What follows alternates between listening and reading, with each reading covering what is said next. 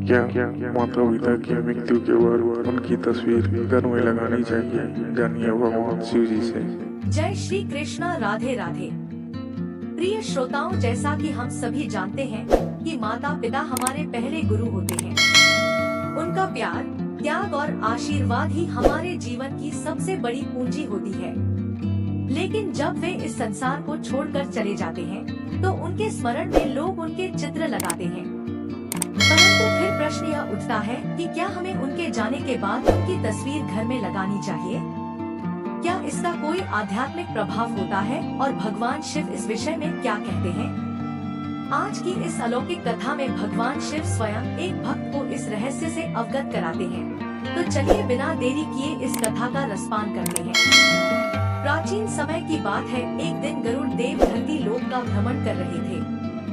तभी उन्होंने देखा कि कुछ लोग मृत व्यक्ति की चिता के पास खड़े होकर रो रहे हैं और मन ही मन दुखी हो रहे हैं। उसके कुछ समय बाद मृत व्यक्ति के परिजन उस मृत व्यक्ति की तस्वीर अपने घर में लगा देते हैं और उसके समक्ष बैठकर उसको याद करने लगते हैं। यह दृश्य देखकर गरुड़ देव आश्चर्यचकित हो जाते हैं और सोचने लगते हैं कि आखिर इस व्यक्ति की मृत्यु के पश्चात इसके परिजनों ने इसकी तस्वीर घर में क्यों लगाई है। यह तो अब इस संसार से मुक्त हो गया है, अब इसकी तस्वीर का इसके परिजनों के घर में क्या काम है? ऐसा करने से क्या होता है? क्या ऐसा करने से समस्त परिवार के व्यक्तियों को मृत परिजन का आशीर्वाद प्राप्त होता है या इसका अन्य ही कोई अर्थ होता है?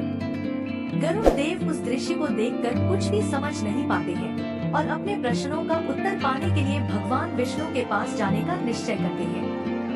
भगवान विष्णु के पास पहुंचकर गरुड़ देव उन्हें प्रणाम करते हैं। गरुड़ देव को देखकर भगवान विष्णु समझ जाते हैं कि अवश्य ही आज गरुड़ देव किसी विशेष उद्देश्य से आए हैं। तब भगवान विष्णु गरुड़ देव से कहते हैं, हे पक्षीराज गरुड़, वैकुंठ में आपका स्वागत है। कहिए आज किस प्रयोजन से आपका वैकुंठ में आना हुआ है? आपकी चिंता का क्या कारण है? आज आप अवश्य ही किसी शंका के निवारण हेतु उपस्थित हुए हैं। भगवान विष्णु की बात सुनकर गरुड़ देव कहते हैं, हे प्रभु, आज मैं आपके पास यह जानने के लिए आया हूँ कि धरती लोक पर किसी मनुष्य की मृत्यु के बाद उसके परिजन उसकी तस्वीर को घर में क्यों लगाते हैं? हे प्रभु, क्या ऐसा करना सही है? ऐसा करने से उन परिजनों को क्या लाभ मिलता है? क्या ऐसा करने से उस मृत व्यक्ति का परिवार के लोगों पर आशीर्वाद बना रहता है? गरुड़ देव की बात सुनकर भगवान विष्णु कहते हैं, हे पक्षीराज, आज आपने मुझसे अत्यंत ही महत्वपूर्ण प्रश्न पूछा है। आपके इस प्रश्न के उत्तर में समस्त मानव जाति का कल्याण छिपा हुआ है। इसलिए हे पक्षीराज, मैं आपको आपके इस प्रश्न का उत्तर एक अलौकिक कथा के माध्यम से दूंगा। आप इस कथा को अंत तक ध्यान से सुनना। जो भी मनुष्य इस कथा को अंत तक पूरा सुनता है उस पर सदैव मेरा आशीर्वाद बना रहता है। तब गरुड़ देव कहते हैं, हे प्रभु, मैं आपको वचन देता हूँ कि जब तक आप मुझसे यह कथा कहेंगे मैं इसे पूरे ध्यान से पूरा अवश्य सुनूंगा। कृपया अब आप मुझसे वह कथा कहिए। फिर भगवान विष्णु कथा सुनाने लगते हैं और कहते हैं, हे पक्षीराज गरुड़, प्राचीन समय की बात है, काशी देश में एक युवक रहता था जिसका नाम था गोपाल। गोपाल भगवान शिव का बहुत बड़ा भक्त था।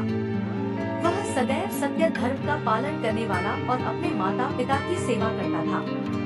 इसी प्रकार समय व्यतीत हो रहा था और वह अपने माता पिता के साथ सुखपूर्वक जीवन व्यतीत कर रहा था।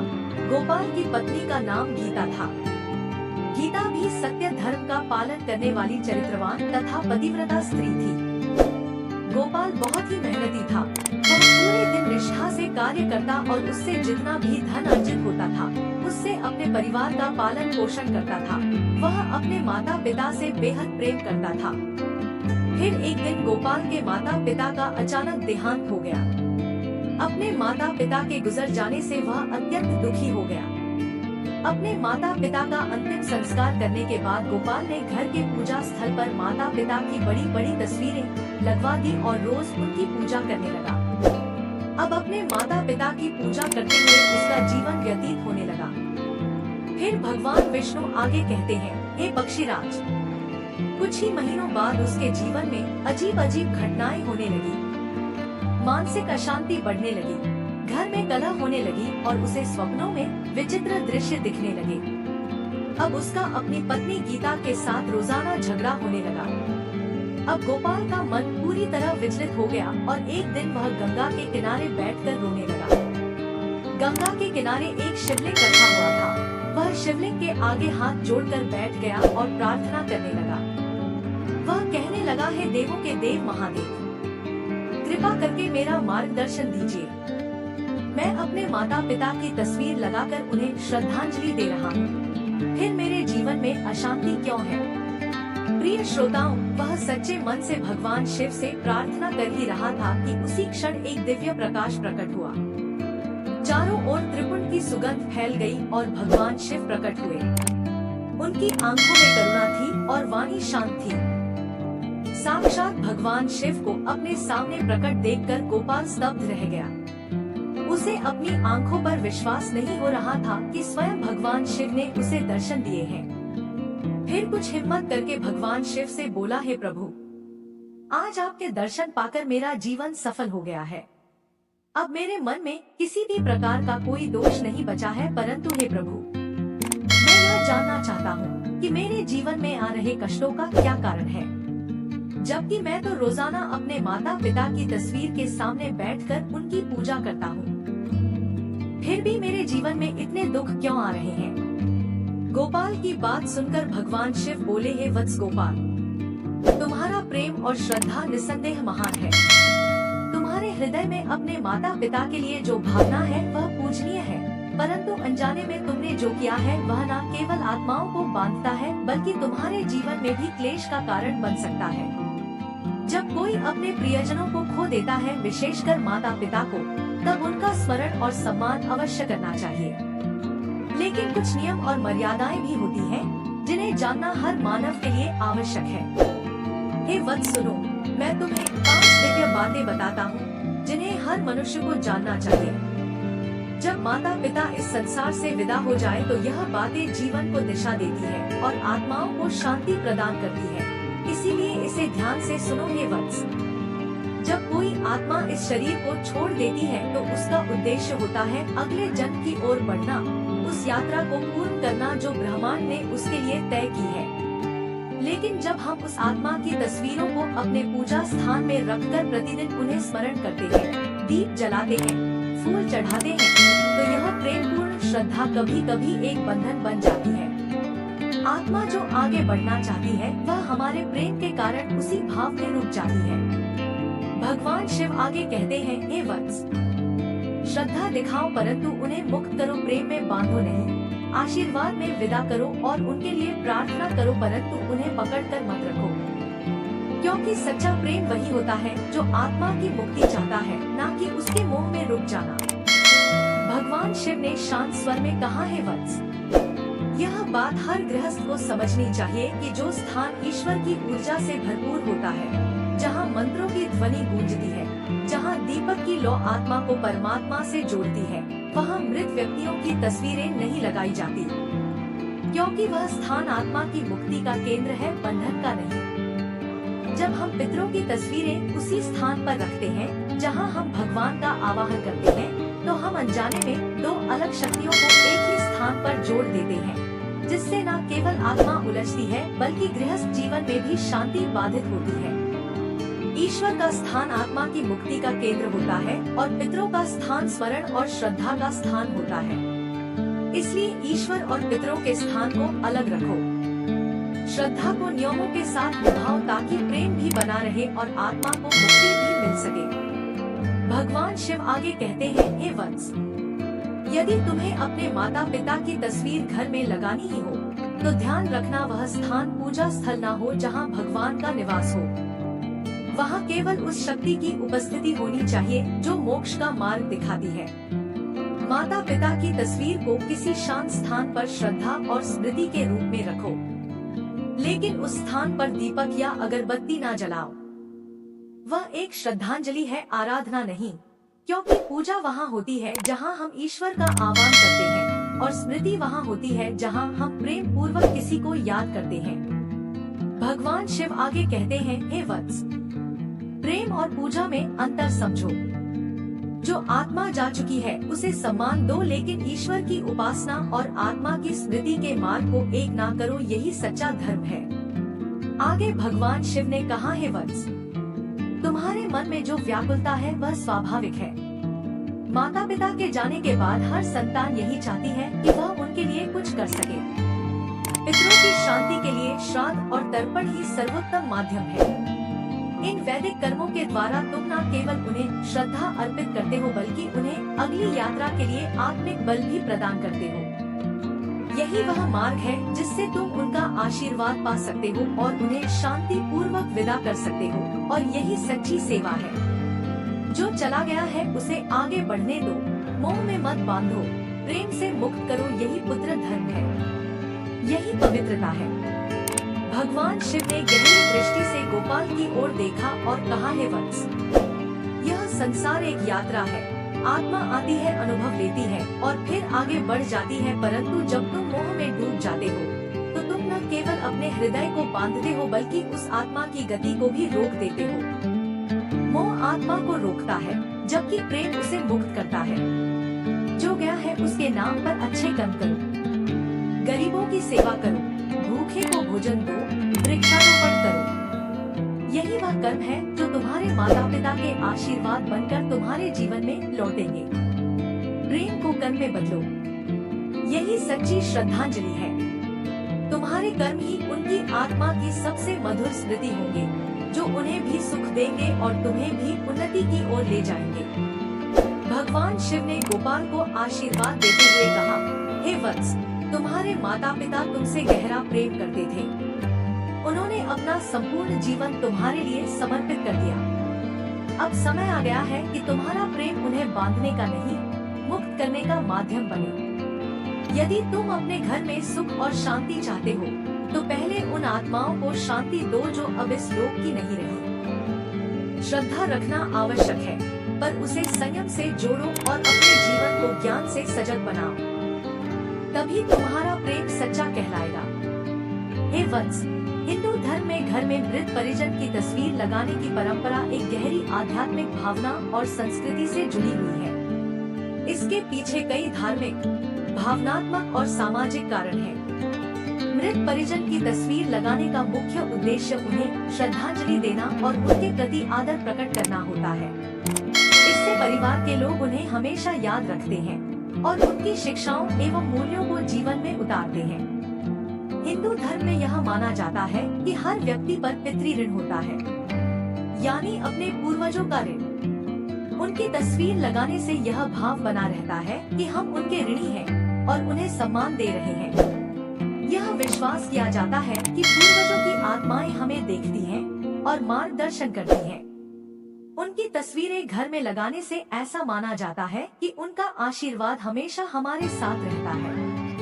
सालों से चली आ रही यह परंपरा घर के वातावरण को आध्यात्मिक बनाए रखती है। इससे घर में एक पवित्र और शांतिपूर्ण ऊर्जा बनी रहती है। कई लोग मानते हैं कि मृत परिजन की तस्वीर देखकर ऐसा महसूस होता है कि वे अभी भी हमारे साथ हैं, जो भावनात्मक रूप से सहारा देता है, खासकर मुश्किल समय में। अंत में भगवान शिव ने अपनी वाणी को विराम देते हुए कहा, हे पुत्र, हो सकता है कि वह सिर्फ एक तस्वीर लगे, लेकिन उसके पीछे एक आशीर्वाद की अदृश्य शक्ति होती है। एक आत्मा जो अब भी हमें देख रही है और कह रही है, बेटा मैं यही हूँ। गोपाल ने भगवान शिव के उपदेशों को हृदय से स्वीकार किया। फिर भगवान शिव उस स्थान से अंतर्ध्यान हो गए। फिर भगवान विष्णु आगे कहते हैं, हे पक्षीराज, अब गोपाल ने अपने माता पिता की तस्वीर को पूजा स्थान से अलग एक शांत कोने में स्थान दिया, जहाँ बस स्मृति थी, आराधना नहीं। हर वर्ष वह श्राद्ध करता, तर्पण करता और उनके नाम पर गरीबों की सेवा करता रहा। धीरे धीरे उसके घर में फिर से सुख और शांति लौट आई। नकारात्मक ऊर्जा समाप्त हुई, मानसिक अशांति मिट गई। अब उसकी अपनी पत्नी गीता के साथ लड़ाई झगड़े भी बंद हो गए और सबसे बड़ी बात, भगवान शिव की कृपा से उसका मन भी शांत हुआ और आत्मा भी। क्योंकि जब प्रेम मोह से ऊपर उठता है तो वह मुक्ति बन जाता है, और जब श्रद्धा ज्ञान से जुड़ती है तो जीवन में शांति लौटती है। फिर गरुड़ देव भगवान विष्णु से कहते हैं, हे प्रभु, मैं मृत व्यक्ति की तस्वीर का घर में लगाने का रहस्य तो जान गया हूँ, परंतु हे प्रभु, इसके साथ ही मैं यह भी जानना चाहता हूँ कि क्या मृत्यु के बाद मनुष्य का पुनर्जन्म होता है? क्या मृत व्यक्ति की आत्मा फिर से मनुष्य का जन्म प्राप्त करती है या किसी अन्य योनि में जन्म लेती है? गरुड़ देव की बात सुनकर भगवान विष्णु कहते हैं, हे पक्षीराज गरुड़, जब मृत्यु के बाद आत्मा का किसी नए शरीर में प्रवेश हो जाता है तो इसे ही पुनर्जन्म कहते हैं। मनुष्य का पुनर्जन्म कब और कैसे होता है, यह कई तत्वों पर निर्भर करता है। पहला कारण है मनुष्य का कर्म प्रभाव, अर्थात कर्मों के अनुसार ही आत्मा की गति होती है। जो भी जीव दोबारा से जन्म लेता है वह अपने पूर्व जन्मों के कर्मों के कारण इस संसार में आता है। हिंदू धर्म में पुनर्जन्म का सिद्धांत अत्यंत गूढ़, रहस्यमय और आध्यात्मिक है। शास्त्रों के अनुसार आत्मा अमर होती है और शरीर मात्र उसका एक अस्थायी वस्त्र है। जब मनुष्य की मृत्यु होती है तब केवल उसका शरीर नष्ट होता है, आत्मा नहीं। आत्मा अपने पूर्व जन्म के कर्मों के अनुसार अगले जीवन की यात्रा पर निकलती है। यह यात्रा तुरंत नहीं होती, बल्कि इसके 3 मुख्य चरण होते हैं। सबसे पहले आत्मा मृत्यु के तुरंत बाद कुछ समय के लिए प्रेत योनि में प्रवेश करती है। यह वह समय होता है जब जीव को यह अनुभव नहीं होता कि उसका शरीर अब नहीं रहा। फिर यमराज के दूत आत्मा को यमलोक ले जाते हैं, जहां उसके संपूर्ण जीवन के कर्मों का लेखा जोखा चित्रगुप्त द्वारा प्रस्तुत किया जाता है। यमराज न्याय करते हैं। यदि पुण्य अधिक है तो आत्मा को स्वर्ग या उच्च लोक की ओर भेजा जाता है। यदि पाप अधिक है तो उसे नरक या नीच योनियों में भेजा जाता है। और यदि पुण्य और पाप समान हो या मिश्रित हो तो आत्मा को पुनः मनुष्य योनि प्राप्त होती है, ताकि वह अपने अधूरे कर्मों को पूरा कर सके। पुनर्जन्म एक सहज प्रक्रिया नहीं है, बल्कि आत्मा को अनेक सूक्ष्म अवस्थाओं और योनियों से गुजरना पड़ता है। गरुड़ पुराण के अनुसार आत्मा जब पुनर्जन्म की ओर अग्रसर होती है तो उसे 16 प्रकार की योनियों पशु, पक्षी, कीट, जलचर, मानव आदि से होकर गुजरना पड़ता है, जो उसके कर्मों पर निर्भर करता है। यदि किसी ने हिंसा, छल और पाप किए हैं, तो वह पशु योनि, कीट या नरक में जन्म ले सकता है।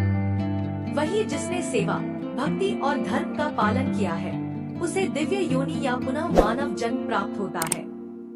भागवत पुराण और उपनिषदों में यह भी कहा गया है कि जन्म और मृत्यु का यह चक्र तब तक चलता रहता है जब तक आत्मा मोक्ष प्राप्त नहीं कर लेती, अर्थात जब तक वह ईश्वर से एकाकार नहीं हो जाती। मोक्ष प्राप्त होने पर आत्मा जन्म मृत्यु के बंधन से मुक्त हो जाती है और ब्रह्मा रूप में स्थित हो जाती है। इसलिए हिंदू धर्म में जीवन को एक अवसर माना गया है, आत्मा की शुद्धि, कर्मों की सिद्धि और मोक्ष की प्राप्ति के लिए। यही कारण है कि पुनर्जन्म का विचार केवल पुनर्जन्म लेने की प्रक्रिया नहीं, बल्कि आत्मा की सनातन यात्रा का दर्शन है। आगे भगवान विष्णु गरुड़ देव को बताते हुए कहते हैं, हे पक्षीराज, कर्म 3 प्रकार के होते हैं। पहला है संचित कर्म। इसमें मनुष्य के द्वारा किए गए पिछले कर्मों का लेखा जोखा संग्रहित होता है। दूसरा है प्रारब्ध कर्म, जो कि आपके पिछले कर्मों के अनुसार आपको सुख दुख प्रदान करता है। जो भी सुख दुख मनुष्य के जीवन में आते हैं वह उसके प्रारब्ध में किए गए कर्मों का संग्रह होता है। तीसरा है क्रियामान कर्म। मनुष्य का पुनर्जन्म इसी कर्म पर निर्भर करता है, क्योंकि इस जन्म में किए गए कर्म मनुष्य के भविष्य के जन्मों को प्रभावित करते हैं। जो भी मनुष्य सत्कर्म करता है, जैसे दान, धर्म, सेवा, भक्ति और सदैव सत्य वचन बोलता है, उसका पुनर्जन्म देव योनि में होता है, अर्थात एक अच्छे और सभ्य परिवार में होता है। और जो मनुष्य अधर्म करता है, जैसे पाप, हत्या, छल, धोखा, हिंसा, लोभ जैसे कुकृत्य कार्य करता है, उसका पुनर्जन्म नीच योनि में होता है। वह अगले जन्म में पशु, कीट, पतंग, राक्षस बनता है।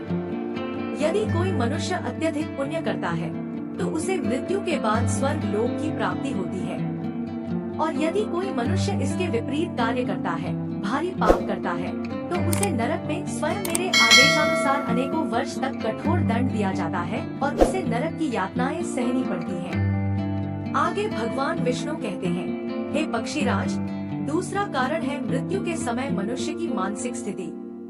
इस संदर्भ में तीनों लोकों के स्वामी भगवान श्री कृष्ण कहते हैं कि व्यक्ति मृत्यु के समय जिस भाव चिंतन में होता है वही उसके अगले जन्म को निर्धारित करता है। यदि कोई मनुष्य मृत्यु के समय भगवान का स्मरण करता हुआ अपने प्राण त्यागता है तो उसे मोक्ष प्राप्त होता है, और यदि कोई मनुष्य सांसारिक इच्छाओं, क्रोध, मोह या वासनाओं में डूबा रहता है तो वह उन्हीं भावनाओं के अनुसार पुनर्जन्म लेता है। फिर भगवान विष्णु आगे कहते हैं, हे पक्षीराज, उम्मीद है अब आपको आपके सभी प्रश्नों के उत्तर मिल गए होंगे। तब गरुड़ देव ने भगवान विष्णु से कहा, हे प्रभु, आपके मुख से इन प्रश्नों के उत्तर पाकर मैं धन्य हो गया हूँ। अब मैं इनका प्रचार प्रसार तीनों लोकों में करूँगा। फिर गरुड़ देव भगवान विष्णु को प्रणाम करके पुनः भ्रमण पर निकल जाते हैं। इस कथा से हमें यह सीख मिलती है कि माता पिता की आत्मा को बांधना नहीं, मुक्त करना चाहिए। पूजा स्थान में केवल ईश्वर की तस्वीर होनी चाहिए। यदि मृतकों की तस्वीर लगानी हो तो उसे आराधना का केंद्र न बनाएं। उनके नाम पर श्राद्ध, तर्पण और सेवा करना यही है सच्ची श्रद्धांजलि।